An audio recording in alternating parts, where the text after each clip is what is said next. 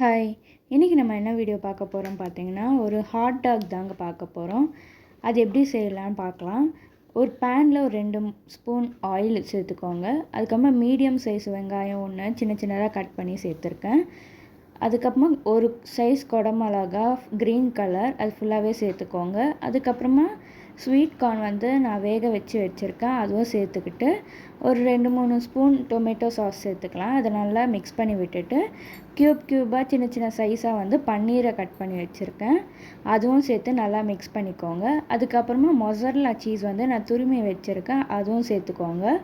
இது வந்து mozzarella cheese வந்து ஒரு 200 கிராம்ஸ் அந்த மாதிரி எடுத்திருக்கேன். அவ்வளோதாங்க. எல்லாமே மிக்ஸ் பண்ணிவிட்டு அப்புறமா ஹாட் டாக் பன்னுன்னு விற்கும். அப்படி இல்லைன்னா உங்களுக்கு நீங்கள் ப்ரெட்டு கூட எடுத்துக்கோங்க.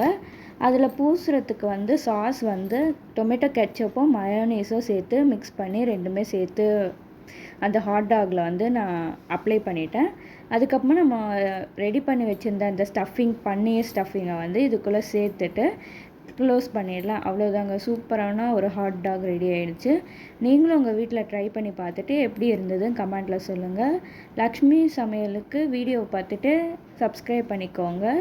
யாரெல்லாம் இந்த மாதிரி சாப்பிட்டு இருக்கீங்கன்றதை கமெண்ட்டில் சொல்லுங்கள்.